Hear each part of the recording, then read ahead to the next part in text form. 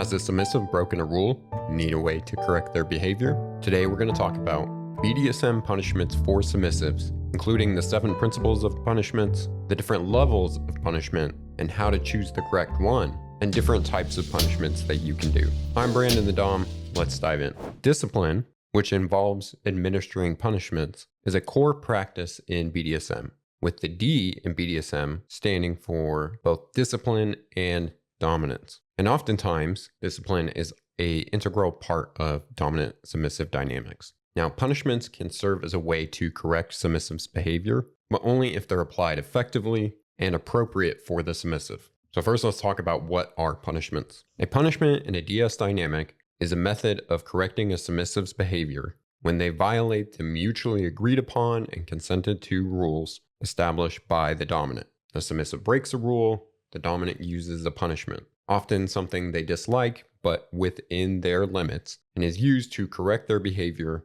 and discourage future transgressions. Now, why would you punish a submissive? Dominants invest a significant amount of time in structuring the DS dynamic. They focus on developing a code of conduct that includes the values, responsibilities, protocols, rituals, and rules that make the dynamic possible. These elements are in there in order to help the dynamic grow into something greater than either partner could do individually. When the submissive actively disregards or violates that code of conduct, they are harming themselves, the dominant, and the shared dynamic, which is preventing any of those from reaching their full potential. The goal of discipline is not to break the submissive, but to help them grow into a better version of themselves. If they've wandered off course, it's the Dom's responsibility to guide them back to the path that they laid out for them. So with that understanding, now let's talk about how to punish a submissive. First, we're going to explore the core principles of punishment, and then we'll discuss the different levels of punishment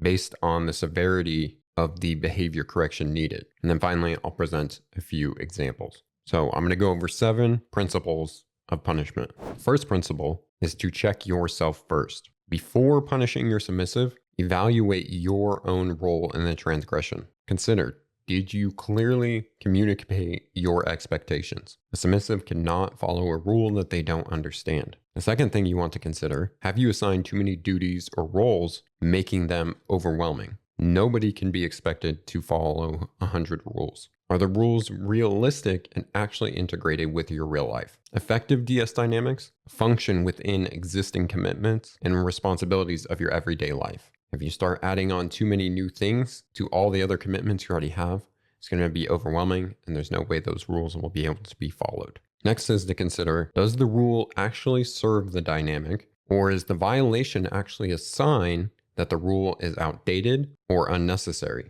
Just like in regular society, sometimes rules are broken because they're outdated or exist for no reason. And then lastly, have you been fulfilling your responsibilities as a Dom? Or could the submissive be acting out because of your shortcomings? While the submissive should follow the rules, the actual structure of the dynamic may need to change so that they can actually do that. Otherwise, future transgressions may happen. Principle number 2 is the punishment should match the crime. So the severity of the punishment that you're going to deliver should match the severity of the misdeed. For example, if your submissive commits a small infraction, such as forgetting to address you by an honorific for the first time, a severe lashing is probably unreasonable. A gentle correction of how you would like to be addressed would probably be more than fitting. However, if your submissive has committed a major transgression or multiple repeated offenses, then something like corporal punishment may be called for. The third principle is to let your submissive know the punishments in advance. Just as society operates with known consequences for breaking laws, the submissive should be aware of the potential consequences for their actions. Discussing punishments beforehand can both allow for consent to happen and serve as a deterrent. Now, if you're struggling to come up with ideas that you could use for punishment, I'm going to leave a link down below to a resource that I created that has 81 different punishment ideas. But here's a cheat code.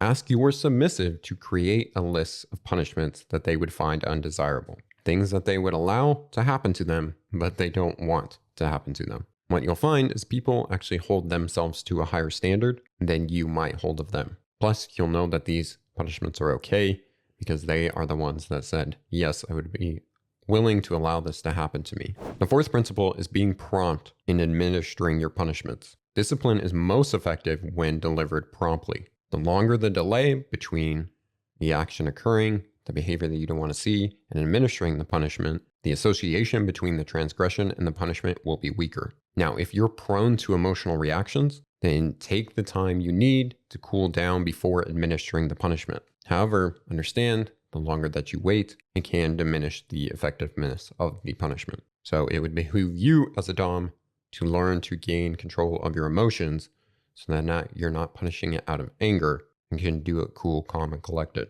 Submissives also need to see that their Doms care enough about the relationship to take the time to discipline them. The worst that you can do is forgetting to punish the sub entirely. Neglecting to address bad behavior or delaying punishment may cause the submissive to feel unimportant or undervalued in the dynamic. The fifth principle is to be firm but understanding. Punishing a submissive can be difficult, but failing to follow through undermines the rules and expectations that you've set. So listen to their perspective, but remain firm in upholding the agreed upon structure. Some submissives, particularly brats, may actually test boundaries to see if you're going to enforce them. If you're inconsistent, they may lose respect for you and the rules. Now, this doesn't mean you're going to be cold and uncaring. It means being firm and understanding. In fact, when you're giving punishment when it's properly earned by the submissive, shows that you care about them and the agreed upon goals that create the dynamic. The sixth principle is to explain why they are being punished. Before administering the punishment,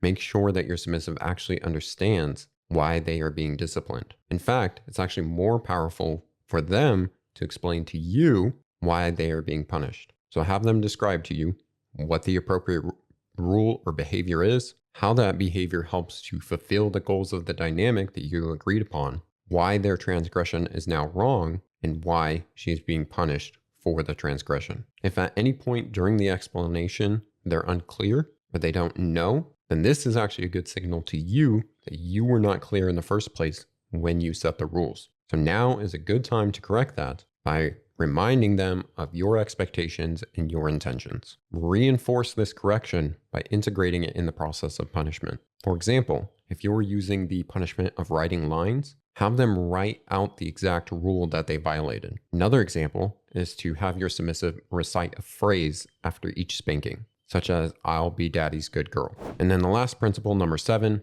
is to punish from a place of love. Punishments are meant to correct the submissive behavior so that they can follow the code of conduct, which are ways that you two have agreed upon for reaching the goal of your dynamic, the purpose of having it. So when you're correcting their behavior, you're doing so that they can become what you believe that they can, the best version of themselves through this dynamic. You are punishing them because you care for them. Never administer punishment from a place of anger, as the risks for crossing boundaries and violating consent is much larger. After punishment, take time to rebuild the connection with aftercare. Remind your submissive that they are still valued and that their mistakes do not define them. Next, let's discuss the levels of punishment. Earlier, we discussed the principle that a punishment should match the crime. In general, I believe the most effective approach is to use the least amount of force necessary to correct a behavior. This is why distinguishing between different levels of punishment is essential.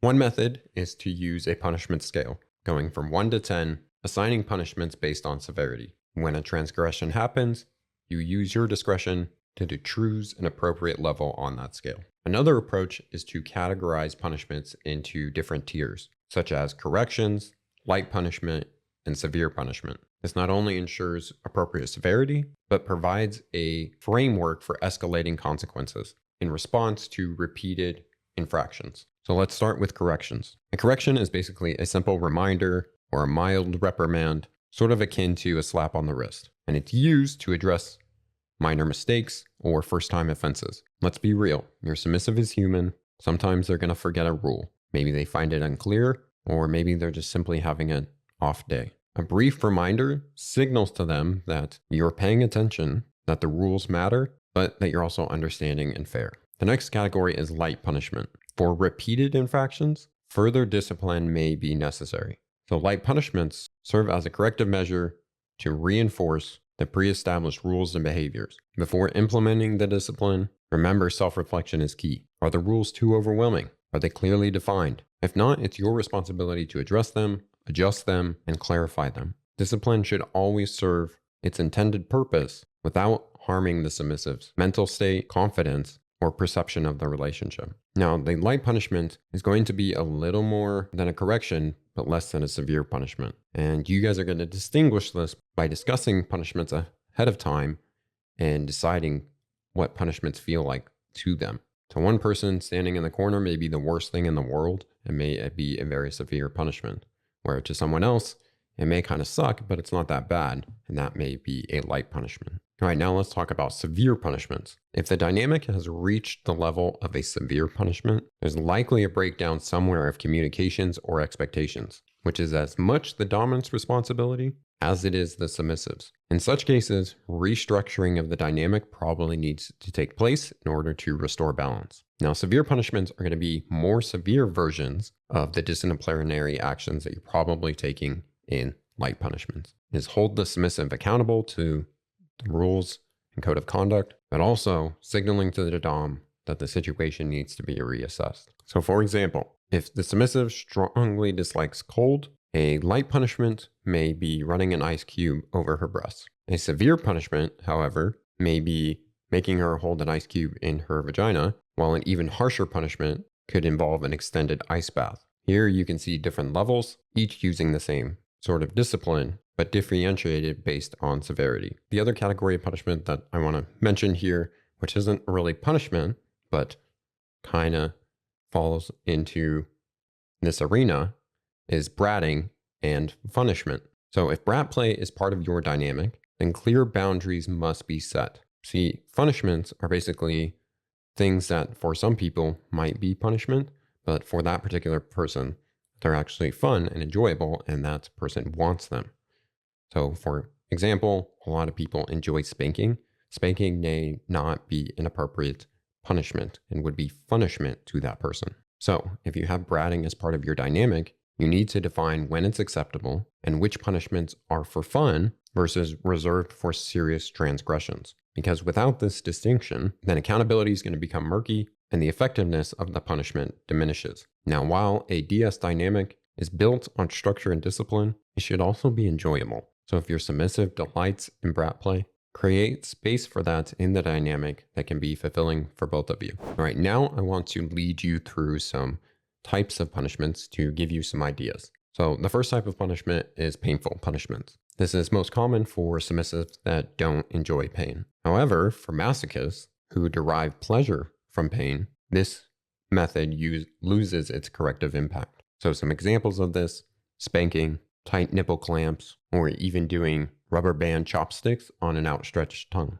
Another set of punishments are humiliating punishments. This involves having the submissive do actions that they may find embarrassing. However, again, if the submissive is aroused by humiliation, these may not serve as effective punishments. So examples: they could wear a degrading sign around their neck, they could be walked outside in public on a leash, or they could serve as furniture. All right, now let's talk about sexual punishments. These basically involve denying the submissive some sort of sexual pleasure. If she also has certain sexual preferences for performing on you, such as having an oral fixation, punishments might also involve restricting those. So some examples is orgasm denial, no self-touching or masturbation, or having to wear a chastity device. The next category is verbal punishments. These basically involve scolding or reprimanding the submissive. For those that thrive on praise, simple expressions of disappointment can actually be more impactful than physical punishment. So examples of this are lecturing, repeat after me exercises. So you say a phrase and they have to repeat that back to you, or reciting the code of conduct. The next is physical punishments. These punishments are not exactly about pain, but prolonged amounts of mild discomfort in ways that the submissive doesn't really enjoy. So if your submissive doesn't like wearing a ball gag, then wearing a ball gag for an extended period of time would be a punishment. You might also have them hold an uncomfortable pose, such as being in plank position, or do something like hold a piece of paper to the wall with their nose, and they can't let the piece of paper fall. The next set of punishments are boring punishments. These are often not painful, not sexual, but they do make the submissive wish that their brain was in a blender rather than what they're doing. So examples of this are writing lines repeatedly, scrubbing the floor with a toothbrush, or standing in the corner. They're just boring, menial tasks that they'd rather not be doing. And then the last category I want to mention is denial punishments. This is where you basically deny access or revoke privileges from your submissive, most of the time from non-sexual activities. So for example, this might be speech restrictions, not allowing them on social media, Netflix, or other forms of passive entertainment, or making them take the bus rather than the car. The final thing I want to mention about choosing a punishment is be mindful that the repeated use of any act, either as punishment or reward, will shape how it's perceived over time. This can actually influence future behaviors beyond your dynamic. For example, if cold showers are used as a punishment in your dynamic, then your submissive may start to develop a negative association with cold showers, which may actually make it harder to adopt in the future if they were going to use cold showers for health benefits. Now, every dynamic is unique, and punishments should be tailored to you, your submissive, and your dynamic. However, if you need some help with some inspiration, I'm going to leave a link down below to my 81 ways to punish a submissive, and you can use that to get started completely free. Use the link down below. Now, earlier, I mentioned brats really quickly and sort of the brat tamer dynamic, and how punishments can sometimes be a little tricky when you're dealing with trying to tame a brat. So if this is something that you're dealing with, or you're interested in brat and brat tamer dynamics, I recommend watching this video because it's going to give you the secrets and techniques you need to tame a brat. So check out that video, and thank you so much for your time and attention.